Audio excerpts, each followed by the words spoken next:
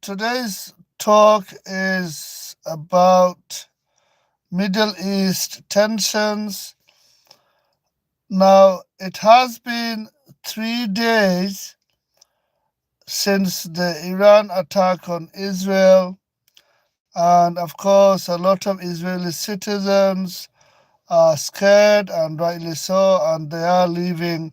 I would assume they are going to Canada, Europe, and America. Most of Israeli citizens do have dual nationality, so at least they have a place to go.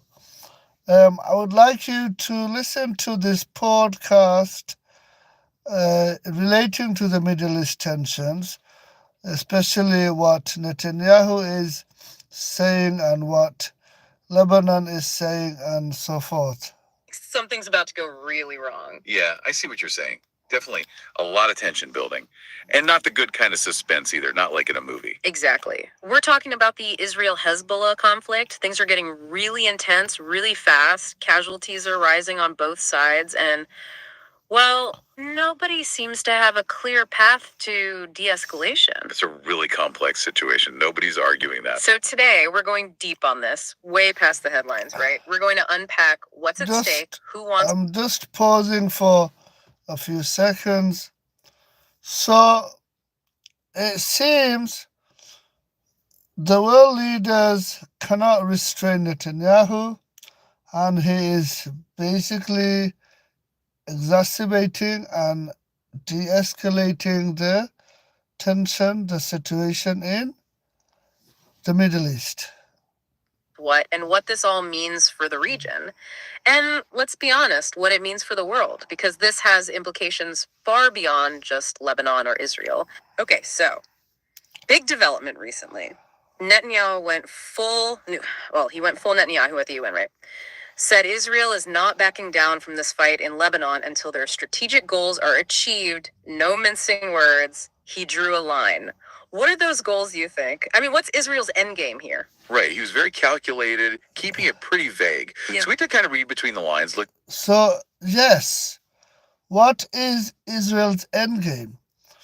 And if you have not seen I think, Jordanian foreign minister, I forgot his name, he said as well, what is the Israel's endgame? So they've massacred Gaza, they've slaughtered Gaza, they've killed hundreds and thousands of children, men and women in Gaza, and now the flattened Gaza, that's the IDF, Israeli forces, and now they're in Lebanon, and I'm sure.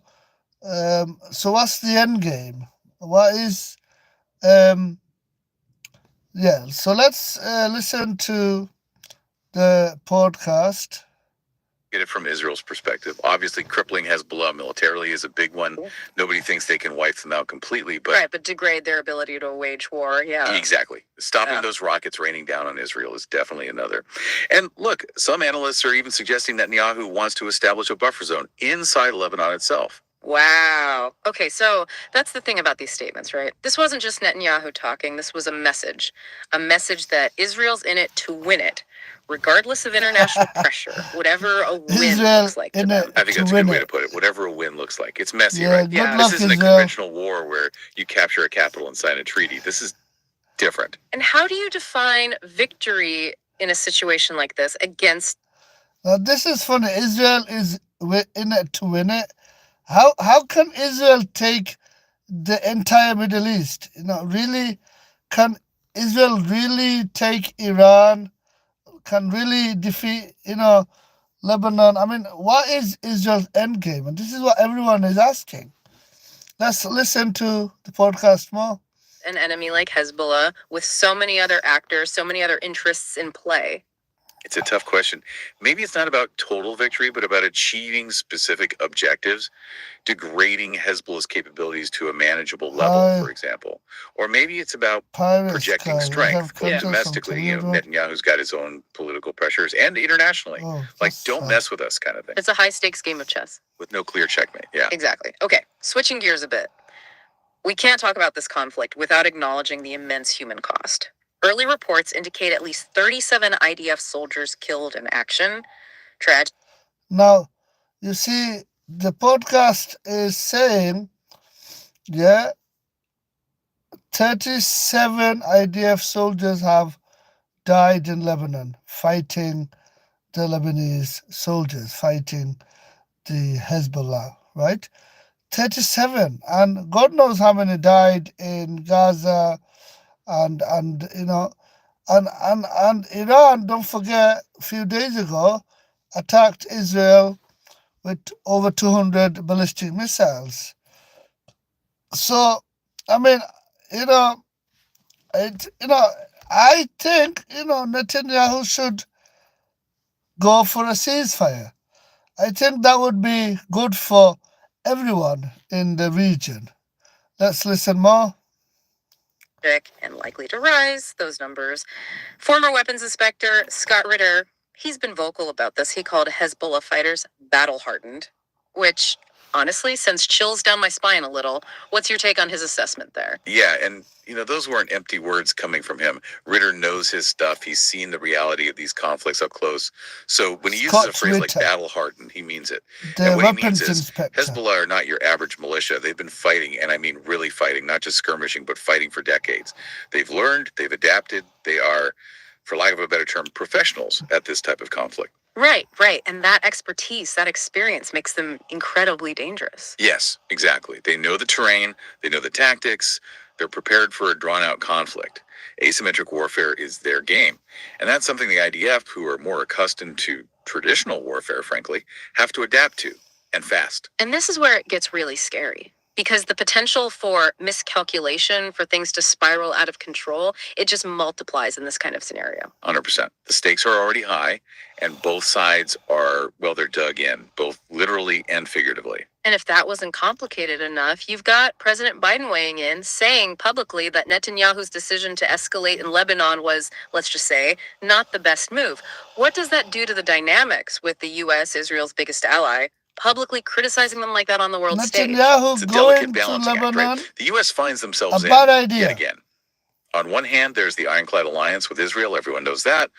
But there's also the very real and pressing need to keep this conflict contained. Nobody wants to see this blow up into a full-blown regional war. So Biden's words, yeah, they're a calculated risk. He's walking a tightrope, trying to pressure Israel towards a ceasefire without completely alienating them. And you have to imagine behind the scenes, there's a whole lot of frantic diplomacy going on, trying to broker some kind of peace deal, some kind of off-ramp before this escalates even further. I think that's a safe assumption for sure. So there we have it. A truly volatile situation, a determined Israel, a battle-hardened Hezbollah, a worried international community all on edge, and the clock's ticking. It's like one of those movies where you're just waiting for the other shoe to drop. And you don't know where it's going to land. Exactly. So that's what I'm left wondering.